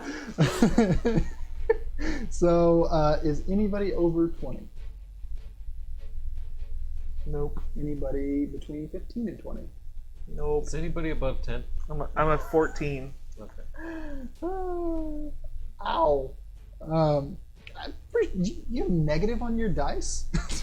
She has. Maze is a 3. Wow. So Maze is down here at Good thing the cleric goes almost last. the bottom, actually, weirdly enough. Not me. Technically, unless technically, she beat the entity. You were at 14, you 14, said, total? And then 16 plus some things makes her above you. So Coral actually is going Coral goes first. first. And Coral, I was thinking earlier, I was like, okay, am I going to make Coral just disappear or am I going to have her fight? Coral needs to fight tonight. 14, you said. Which is ridiculous to write. And then that puts Kale somewhere around there. Somewhere in the So, middle. I'd have to have the thumbs up. But Coral is going to jump off of your back and disappear. And that's her thing. She's still That's what fighting, she do. but she's invisible. This is what she do. So she's done her thing, poofed out, and is, as far as you can imagine, hidden. And Elandor, that brings us directly to you now. All right. You're basically, we're going to say 10 feet from this thing. All right. I'm going to. So is this cavern that we're in like 5 feet wide, 10 feet wide? Like, can I back 30. 30? Yeah. So it's very big. Yeah, it's Okay. it's mad. I mean, it's just a road. Yeah, it's a road. Like a two-way so I'm gonna- highway. I'm going to. I'm not right next to it, am I? 10 feet. Okay, so I'll back up 10 feet. So I'm kind 20 of feet away. I'm next to Maze now, right? Okay. Yeah. And I cast Hunter's Mark on whatever just did its tendril things at me. Okay. And then I'm going to shoot it with my bow. Does Hunter's Mark reduce its armor by 25%? No, Hunter's Mark. So I'm gonna say, tell me exactly what it does. Do you please? Choose a creature you see within range and mystically mark it. Until the spell ends, you deal an extra 1d6 of damage. Okay. And you hit it with a weapon, and you have advantage on Wisdom, Perception, and Survival checks. Okay. If the target drops to 0 hit points, you can use a bonus action to mark a new creature. Okay. Perfect. So plus 1d6 anytime that you're Yes, doing anytime. damage against it. As long as Hunter's Mark stays up, is that concentration? It is just a to clarify? concentration. Okay. So you are concentrating. Yes. Right. Yeah, make your attack there, and don't forget that you And that's the have hit DC. your other stuff. So can just consider your normal bow, and you'll have the plus 1d6 Of the damage. force damage. Yeah. Okay, so that's a 21 to hit. Okay. And that hits. That's why these are problematic. That sort of kind of just hits. Oh. So a little play, but pretty much. I do 8, 9, 10, 11 points of damage. Okay, so 11. That is, geez, 8. Oh no, 8, 9, 10. Hold on. I didn't add something. 8, 9, 10, 11. 15 points of damage. Oh, because you didn't get carried. Yeah, I didn't add them there. Okay. And that was with the Uh, d6? That's with the d6, Okay. so that's 5 points of the of the special damage, which is what, bludgeoning, and then the rest is piercing. Force damage. Force but damage. Same concept overall. Yeah, the rest is piercing damage. Okay, perfect. Which actually, I read all this once. Actually, yeah, there's no resistances or immunities that exist regardless of the fact that it's made of rock. Surprising me up. You would think that it would have that, Yeah. like, Fully rock. and I've had people where I've played in the same thing versus the same thing, and it's had those immunities, however, didn't seem to actually happen. Bummer. Based on the stats. It doesn't specifically say that it has those things as it normally would. Yeah. So you have shot it and And done some then damage. and Done some damage. done some damage, and I can attack twice per turn. Oh, because you have the thing. Yeah. Yep. Gonna shoot it again. That is, Because you're a hunter. I'm a hunter. That's like a 25 to hit. Yes. And I do the same thing, and then this turn, I have Colossal Slayer. Which specifies. Well, let's go over to that. That one is once per turn. When you hit a creature with a weapon attack, the creature takes an extra 1d8 if it's below its maximum HP. Oh, if it's below, it's because you have a second hit. Because I've and already it's hit your it. thing. Yeah, so yeah, it's below its max. Nice. Jesus. Which is really handy. 22 points of damage. Okay. And is that your final? That is thing my then? turn. Okay. Perfect. Can we get it into a DPS Right. contest? So. Thankfully, So, we have the other ring. yeah. Technically, So- did you leave with the other sword, or did you leave it with? I left it with him, Okay, cool. Yeah. Just so I have that in my head. just so that he could work on it. Yeah. So you can have this. Look at Let's go a little crazy here. I'm gonna use the ring and I'm gonna create a maul. A +1 maul. Sick. Because I want to break some rocks. Yeah, I love it. How far away is it? Which Maul is 15. the actual thing that I was thinking of when it came to the big old Warhammer. two-handed Yeah, it's the hammer, beast mode version of Warhammer Yeah. that I had in my head. I did look that up. So yeah, you summon the Rock Breaker.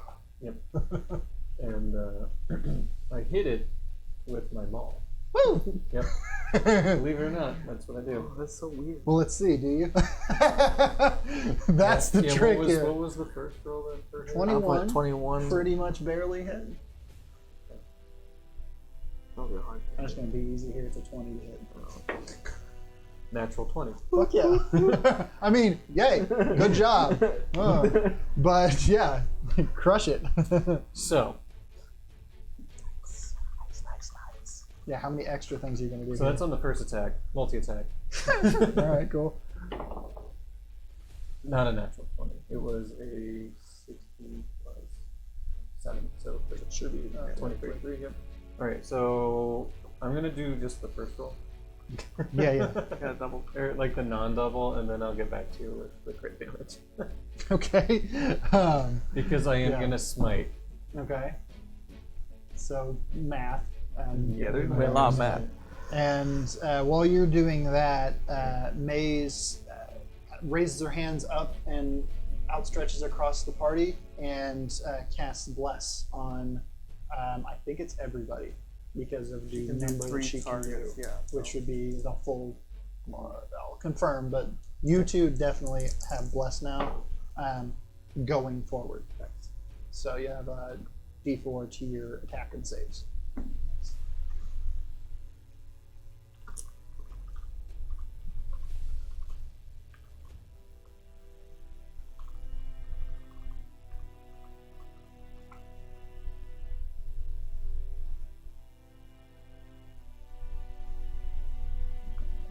Can't put anything in, so I can just see everybody's stuff. Without having that, it's just frustrating not be able to do the things.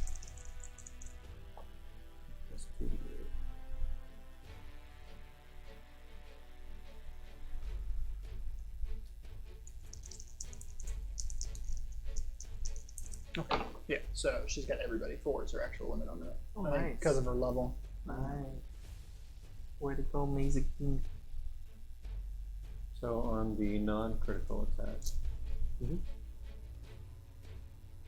we've got 20. No, 27. 27. Okay. Okay, and then on the critical, it's the dice times 2, right? Yeah. So you Yes. do the dice, and then you double the dice, and then add whatever modifiers.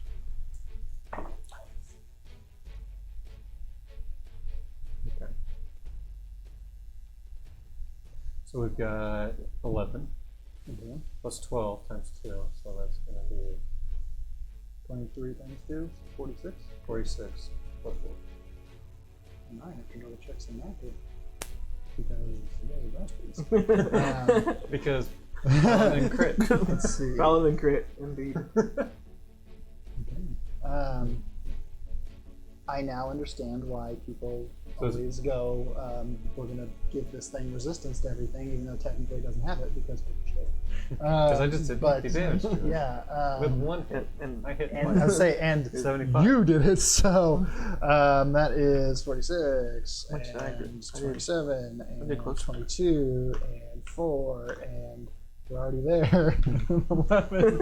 And so, the quickest destruction of a roper that has ever taken place, as Kalistrats with his massive maul runs up and just tunk, boom, just destroys it. Yeah, like it just explodes in Yeah, golden shatters it in the golden golden golden green energy of the dust.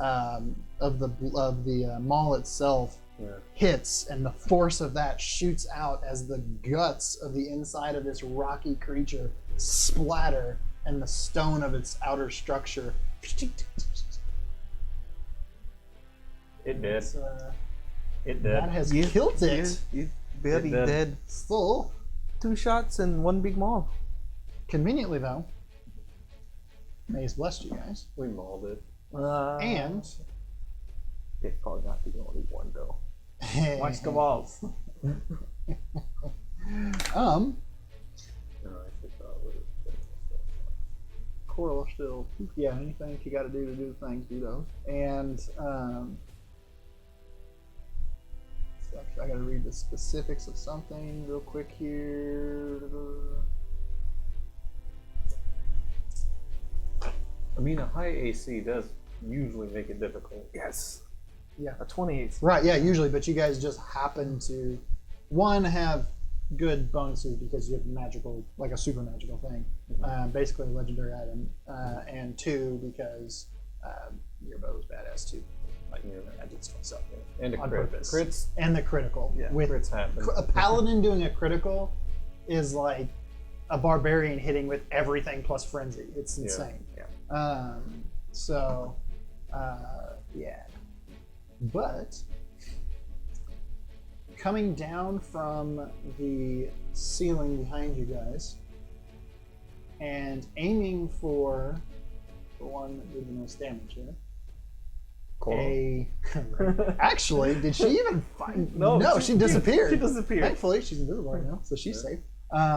However, aiming directly towards this, the paladin that has destroyed this creature, comes a flowing, fluttering, leathery-looking material that, as it comes down into your vision, you see a row of teeth across its face. It has this kind of almost humanoid, bulbous, round face amongst a body of just wing and a long tail springing out behind that. It dives down from the ceiling and launches right at you, Kale, with a 20 to hit, and bites into your shoulder. And on that, there's some damage. And if you're large or smaller, which you are large or smaller, it is now attached to you and just stays on there. Its wings kind of wrapping around you, almost like a cloak itself, not constricting you per se, or restraining you, but just wrapping around you, doing 8 points of damage initially. In what variety? As it hits, of piercing damage. It's not magical though. I don't know actually. I would imagine not. Or It's natural. Or of a type. Let's say it's biting, it's natural, so it's piercing damage, just straight up. And you now have this being attached to you and kind of enveloping around you.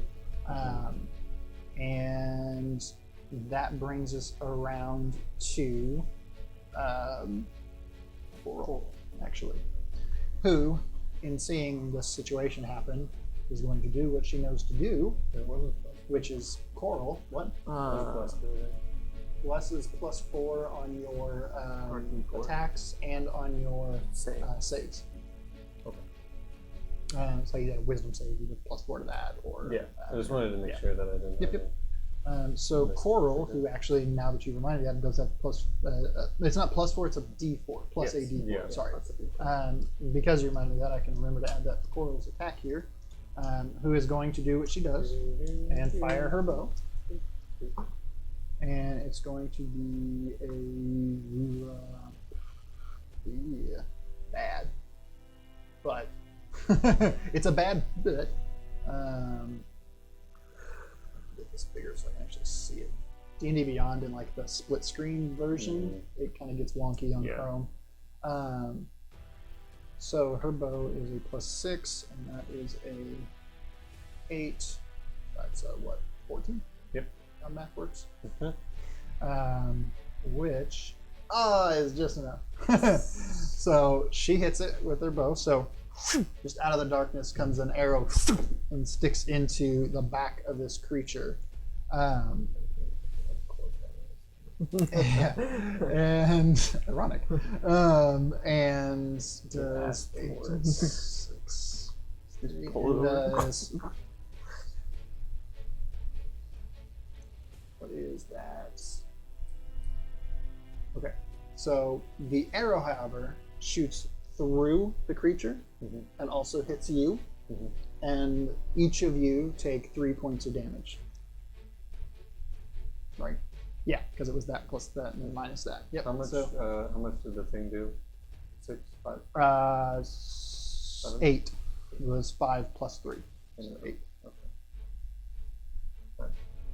And that brings us to Elandar. How enwrapped is he? Like, is there any I mean, part? it's Is there any? around him. You can see him. Yeah, but is there any part where if I shoot an arrow, it's not going to go hit him? It's all It's everywhere. Mm-hmm. I'm going to make a pinky out of you. Sorry, friend. Oh Jesus! Ooh, I didn't think of this concept of this bow. Yay! There's your move. If I put on my other bow, that's my entire turn. Yeah. Switching weapons. Well, Hunter's Mark on it. For So you one can thing. transfer that, yeah. Yeah, I transfer You do that. not see anything. That's a bonus action, so you're good. Yeah, I'm gonna shoot it with the force bow. Okay. Remember your 1d6 extra damage on that. Plus 4, plus a d4 to your 19 plus whatever. Okay, you don't need that, so it's 14 to hit, so it's fine. And it's already been damaged, so we're gonna do that plus this.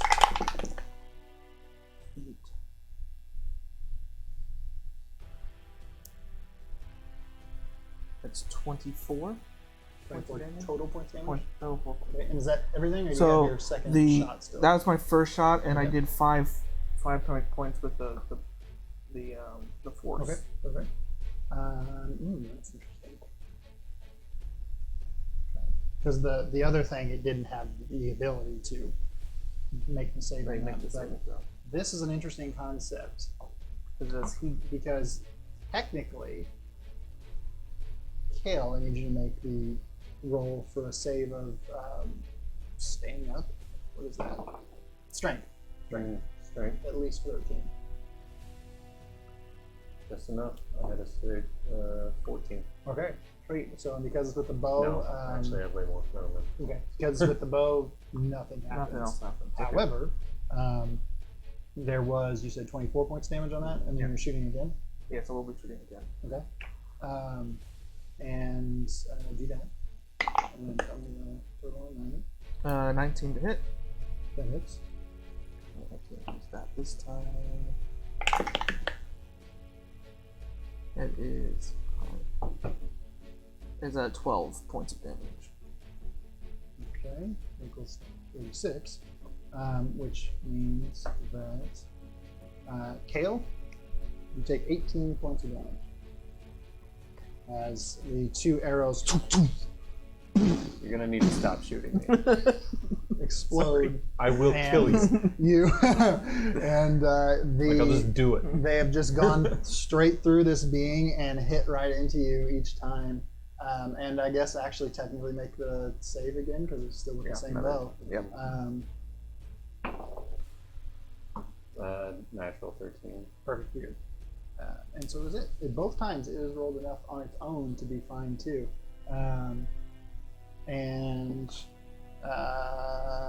That brings us to Kale specifically. Can I see the creature? It's attached to you, yeah. Like it's all. like teeth Okay, right in good. your face, yeah. I cast command and tell it to get off. Okay, what's the save on that? 15.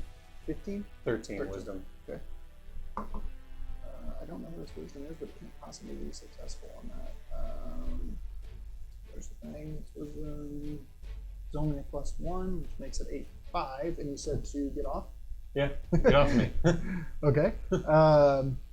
Let me just double check, make sure there's no like way that the thing's written to where it doesn't get affected by that. I can't imagine that it does.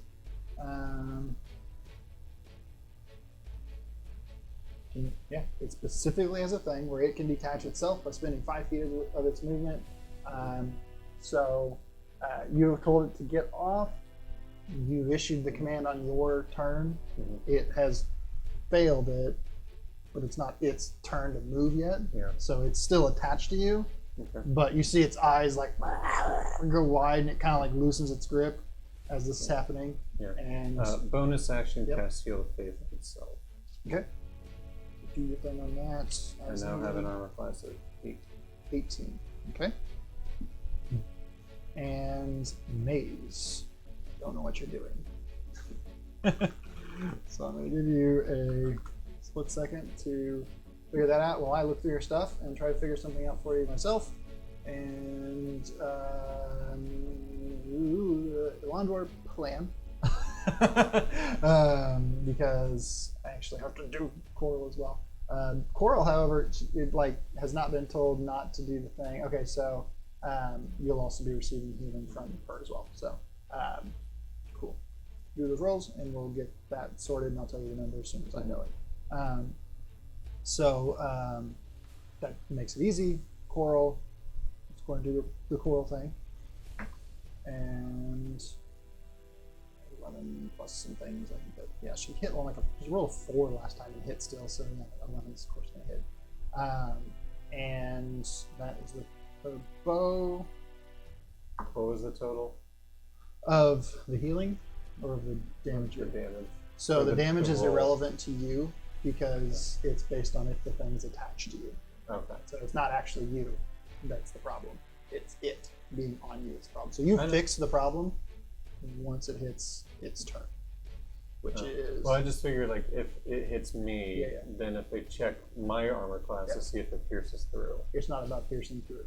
Okay. Yeah, it's if it's attached to you, the damage is halved on it and transfers to you. It's somewhat of a magical type thing more so. It's a cloaker. if you So wanna is it consider doing yeah. magical damage to me? It's not listed as magical damage. It's What? transferring the damage of a thing. So if someone shoots a spell at you, then it would count. If someone shoots a spell at it, then it would count as magical damage. Yes. So it's a weird creature. That's what we why should do. that's why I put it on you. Because I have resistance. It's a magic. But damage. you do take 2 points of damage. She rolled low. Super low, actually. So, and then on its turn now, it releases you and flutters back 5 feet. Okay. And that was the thing you managed to do. That's the thing. I don't think it actually has multi. It does have multi-attack. But because of saying to get off of it, I'm going to let that roll through, and it's not going to try to bite again. It will swing its tail at you because you're the only one close enough to it. Yeah. So it would have it wanted to go to you, but I just it's don't right want to by take you. damage. So yeah. for no So reason. 12 plus 6 is 18, which is your armor class, or did you go? You went Yeah, up. it's my armor class. So it does. I thought you went up. Oh. Went up by 2, 16, 8. 6 plus 3 is 9.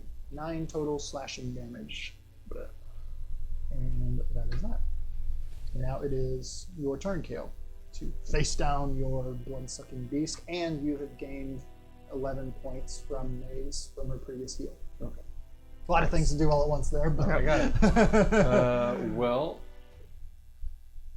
is it to switch weapon varieties? It's just from the free thing, action? it's just it's a free Wait, action is with it- the thing. Did Coral just go? Coral went before she shot him, and then it is your turn. So my it bad. would be Yeah, my so turn. actually, it's He's your off. turn. My mistake. Okay. So To I'll answer your question, yes, it is a free action because of the ring. he'll shoot it. First one is a 13. 13, I think just hit. Nope, 13 does not hit actually. 14. And that one will hit. Okay. So the first one just back in the distance. Back in the distance. Lots and lots and lots. 16. 20 points of damage. 20 points of damage. Okay. Oh wait, I forgot to add the other 2. Which, with what it is not killing it yet. Yeah! You guys wrecked the thing that wrecks everybody else. And this little thing's just fluttered onto you. Actually, this does have a higher CR, but still. So It's now it's mostly Kale's because turn. attacking it could kill someone. Exactly. Yeah. All right, so it's my turn then. Yep. Started to All make right. a Well, big now push it's a out of great you. sword, Okay. Yep. and then I hit it with my sword. Yeah. Multi-attacking. 14 does hit. Yes. Yeah. Okay. Yeah, Right, definitely yes. 14 Sorry. hit over, yeah. Um, And a 12 does not. So roll. Oh, it needs to do a check because I hit it with the bow. And I do. that took forever. 18, so it's It's fine. I kind of want it to be like 11. right into his sword. 11 points of damage. Okay. just like splits it. Perfect. And I had done its move like there before Elondor, so I need to actually rewrite this thing. Perfect. That way our initiative's proper. Perfect. And is that everything for you, Kale? Mm-hmm. Okay. So, Maze! It isn't a shape. Maze, when Elondor's turn is over, I would like for you to know what you're doing next and have that to me if possible, please. It's not a shape changer, is it? No. No. Okay. You said it was a cloak or whatever that means. It cloaks people. I know what it means. I'm gonna pretend I don't. Yeah. Okay. Okay, so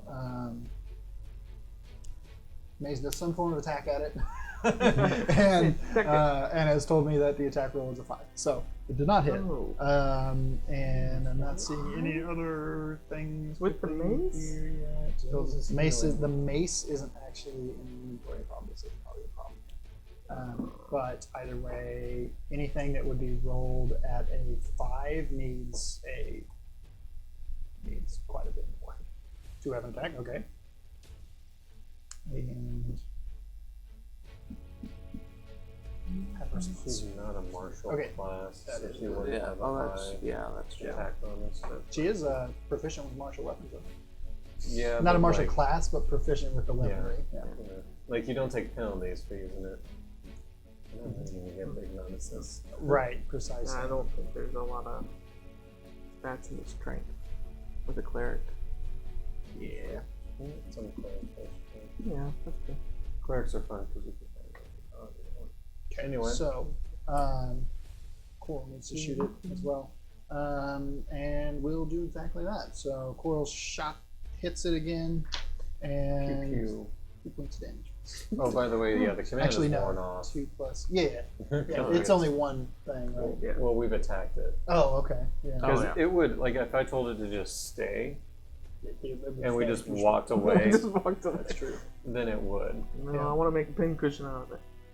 And actually, no, it's 8 points of damage. You looked at me and said, "Sorry, I'm gonna make a pincushion out of you." Is it my turn? Okay, yes. It is. I will shoot it once, and that will hit. That's a nat 15. Yes.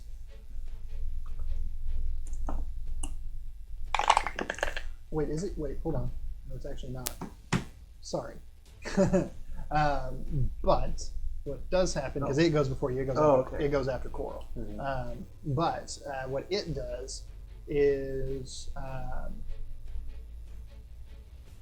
yeah, so it spins around in circles, and as it does so, there are, it splits apart into 4 variations of itself. So you see a total of 4 identical creatures that have ripped apart from the central one. You can't discern which one is the original one, which ones are new, anything. It just ripped out into 4 identical variations of itself. Would my hunter's mark follow the real one, or? Let me read your hunter's mark. Really zero in on that one, because that's a nice thought. Theoretically, I would think that it would.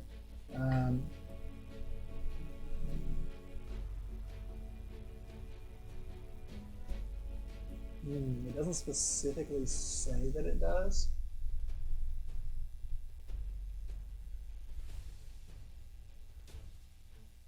Is this a theme? Oh. It's a, you don't know technically, but it is not.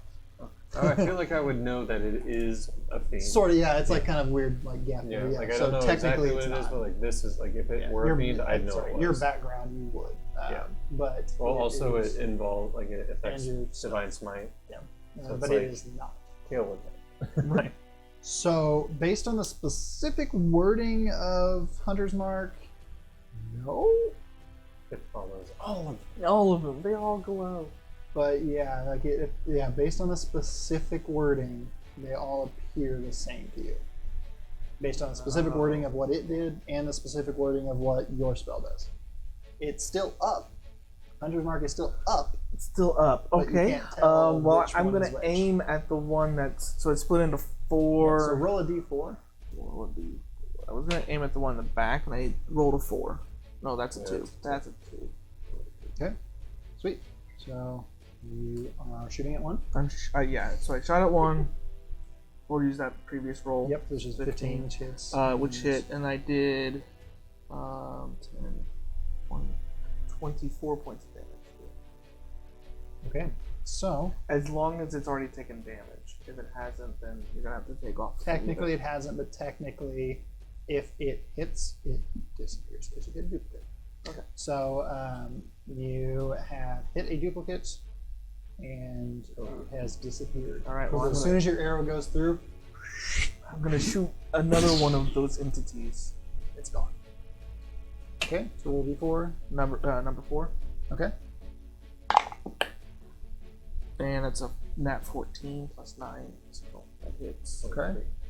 Second one disappears. Okay. Cool. So there's 2 in front of you.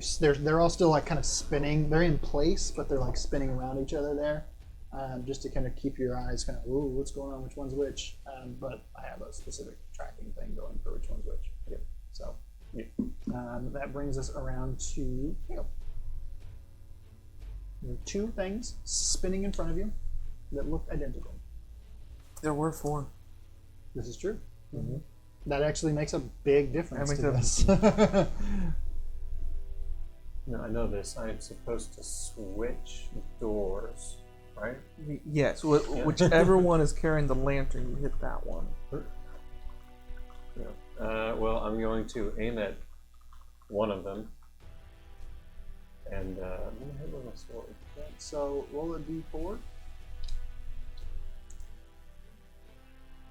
They're 1 out of 3. 4. Okay. So there's one you can notice it a little bit closer to you. You can swing down with it and make your attack roll. 18. Okay. That hits, and as you connect with it, you swing right through it, and it disappears. And now there is one left in front of you. All right. And Really quick work of that. I'm going to cast One action, Ensnaring. basically. One round. Yeah. Ensnaring Strike. Ooh, breathe. It's a bonus action, so Uh-huh. I can do that. It's pretty fun.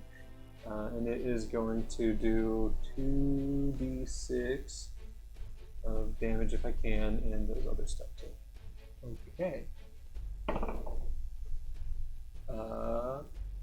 14. 14 is its AC, so that hits. Yeah. All right. And then let's see. So What the hell? action. I want to be a paladin. You get 1, 2, 3, 4, 5 different bonus action spells. Yeah, they're neat. As a monstrous damage dealer, I want to be a paladin. Yeah, a lot of them's utility too. Hell yeah. Like Misty Step. Right, Yeah, exactly. That's nice. You get a teleport as a paladin. Misty Step.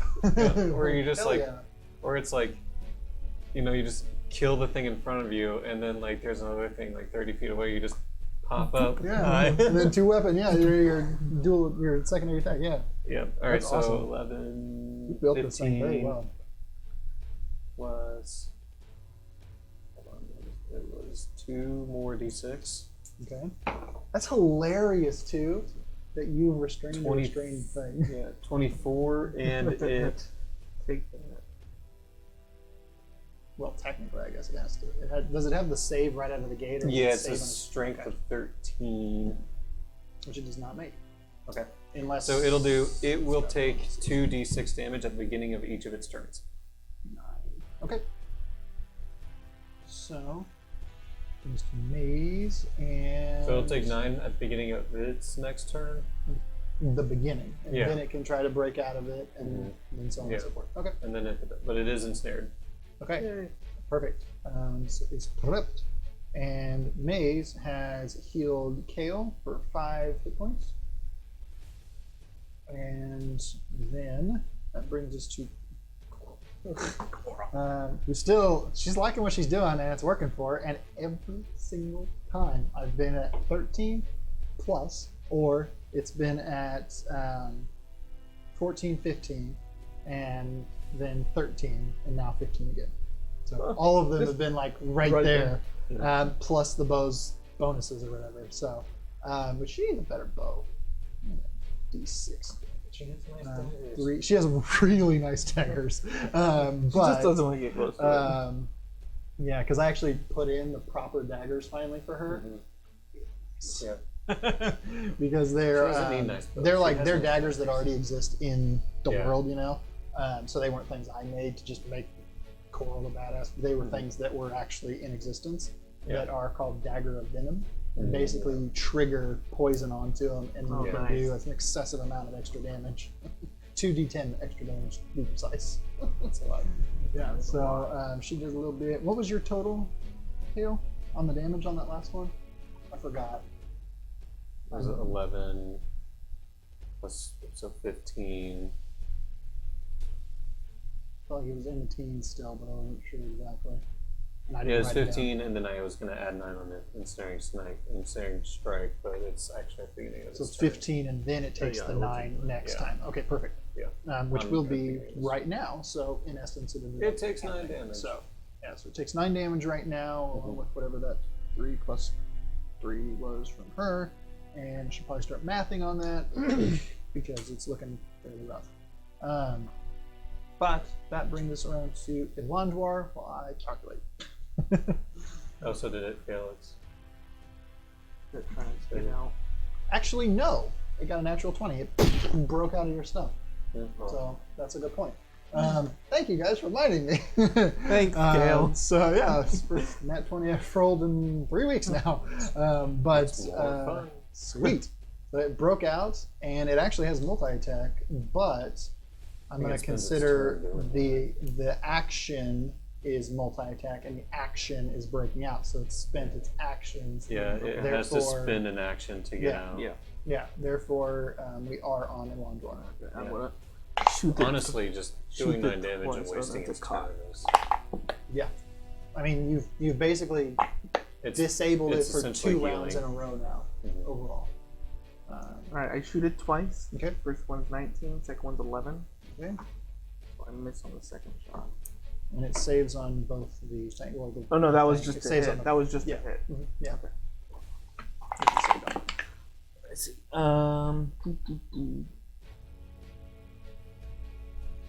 28 points of damage. Okay. Let me just real quick. That's a good roll. It's almost max damage that I can do. 228. Yeah. So with that, but with that, I'm just making more pin cushioning out of it. you fire another arrow, just appears in your bow, whistles through the air, kind of like curves into the air a little bit, and then sinks down right into the back of its skull. Kale, you see this black shafted, sharp pointed, jagged arrow just stick out, kind of pointing towards you as the creature like it's going to bite at you again. And its eyes go from this bright orangish red to this black. Flutters for a second in the air and falls to the ground with a puff of dust around it. Right at your feet. And then that's Dead. Then it explodes. Reaction. Alright, so I There's passed thunder. the save. Good. Yeah. And take like no damage because resistance.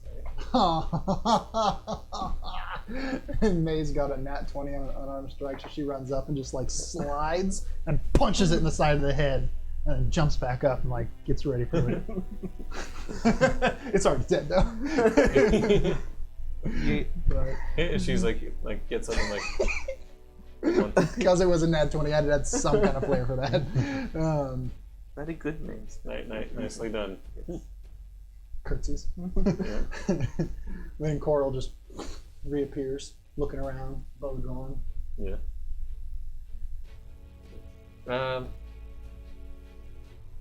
Its wings. How do they look? Leathery. I'm gonna take its wings. Alright. Make a Cut its wings off. survival for skinning an animal, or is it medicine for? Probably survival. Yeah. That sounds like a survival thing. Guide your group to identify signs. What's your bonus Let me on check medicine real quick here. Yeah, I'm gonna say. You want me to survival. cut it off? I'm gonna say survival. Yeah. You do it, and I'll help.